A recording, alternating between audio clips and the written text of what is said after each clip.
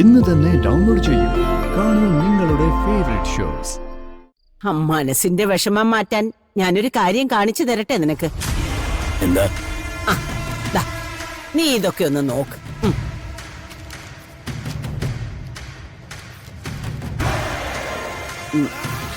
ആ നടുക്കലത്തെ പേജ് എടുത്ത് നോക്ക്. ആ സിനിമ മാഗസിനൊക്കെ വെച്ച് മുത്തശ്ശി എന്താ ചെയ്യാൻ പോകുന്നത്?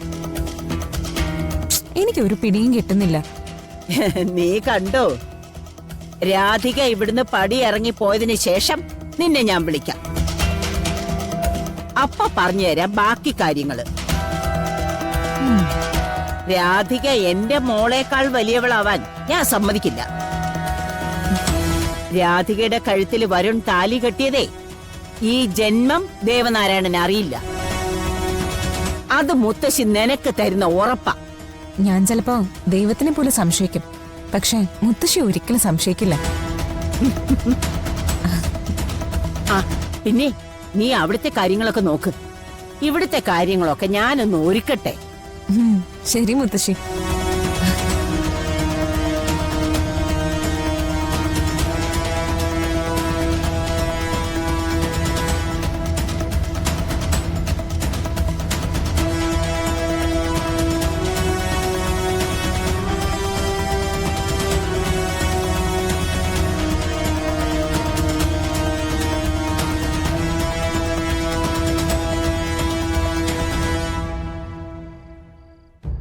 ദീപം ദീപം ദീപം ദീപം.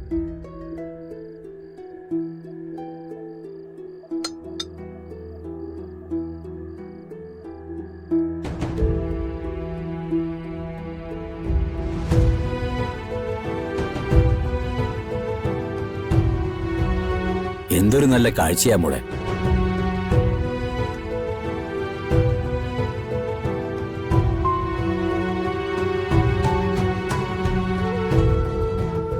ആറ്റുവാശ്ശേരിയിൽ ആ പഴയ ഐശ്വര്യം മുഴുവൻ തിരിച്ചു വന്നിരിക്കുകയാണ്.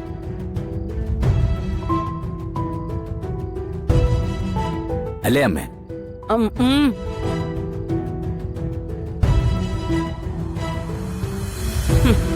ഈ ഐശ്വര്യ ഇന്ന് തന്നെ വീടിന് പുറത്താകും. സത്യം പറഞ്ഞാല് പ്രിയങ്ക മോള് വരാത്തതിലും എന്റെ മോളുടെ പിറന്നാൾ ആഘോഷിക്കാൻ പറ്റാത്തതിലും മനസ്സിലൊരു വിഷമമുണ്ടായിരുന്നു. പക്ഷേ ഈ നിറദീപത്തിന്റെ മുന്നിൽ മോളെ കണ്ടപ്പോ അതങ്ങ് ഒഴിഞ്ഞുപോയി.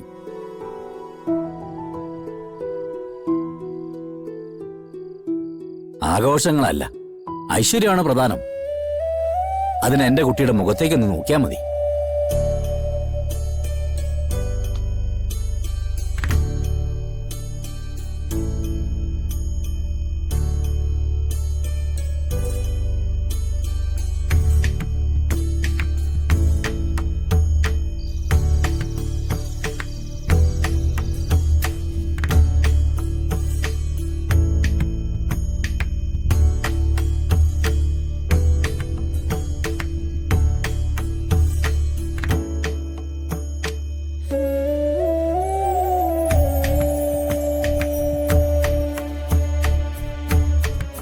ഇനി എല്ലാ ദിവസവും സന്ധ്യക്ക് വിളക്ക് വെക്കണം.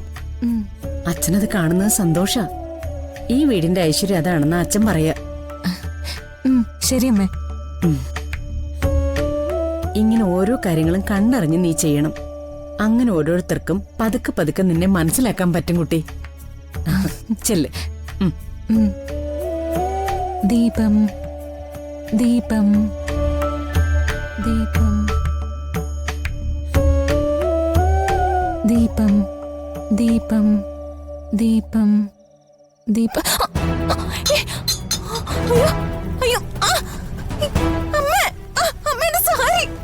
അയ്യോ അമ്മേ. എന്താ? എന്ത് പറ്റി? എന്താ ഇത്? അമ്മേ മോളെ പ്രേംഗ. അയ്യോ അയ്യോ അയ്യോ അമ്മേ, അമ്മേന്റെ സാരിയിൽ തീ. അമ്മേ മോളെ. അയ്യോ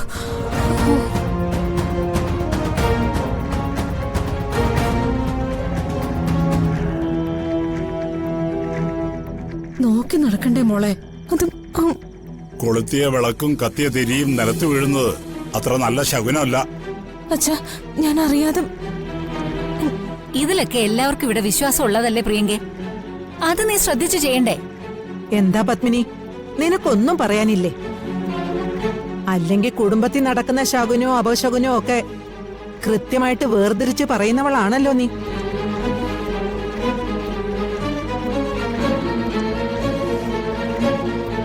എന്തോ ഒരു ദുരിതത്തിന്റെ വരവ, അതിന്റെ സൂചനയാ ഈ കാണുന്നതൊക്കെ.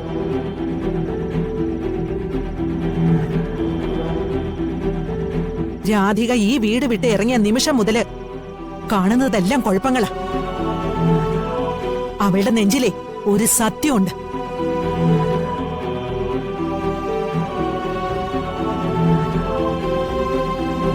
അത് കുത്തി നോവിച്ചവരാരും അതിന്റെ പേരിൽ വേദനിക്കാതിരിക്കാനാവില്ല.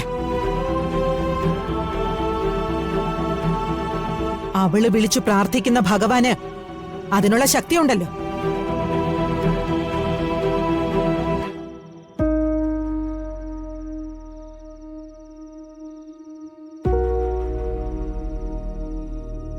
പത്മിനി അതൊക്കെ ഒന്ന് തുടച്ചുകളേ.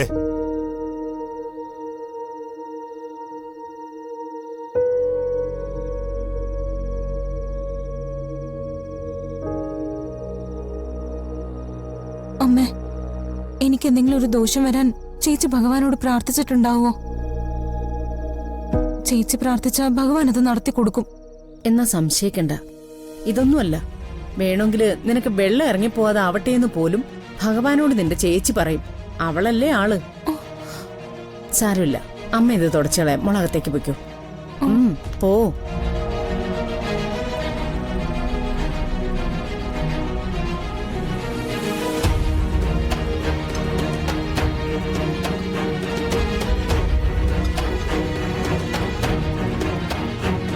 ഭഗവാനെ, എന്നോട് വിരോധമൊന്നും കാണിക്കല്ലേ. ഞാൻ എന്ത് പ്രായച്ചിത്തം വേണമെങ്കിലും ചെയ്തോളാം.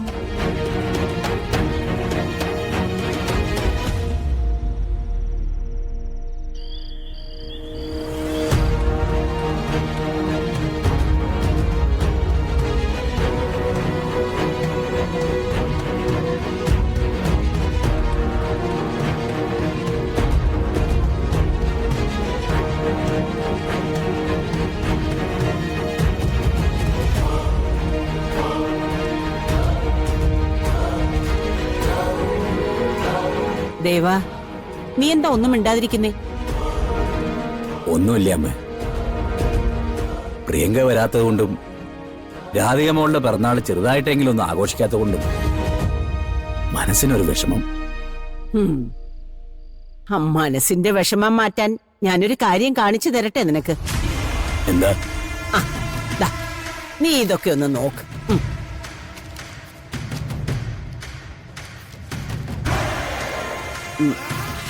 ആ നടുക്കലത്തെ പേജ് എടുത്ത് നോക്ക്.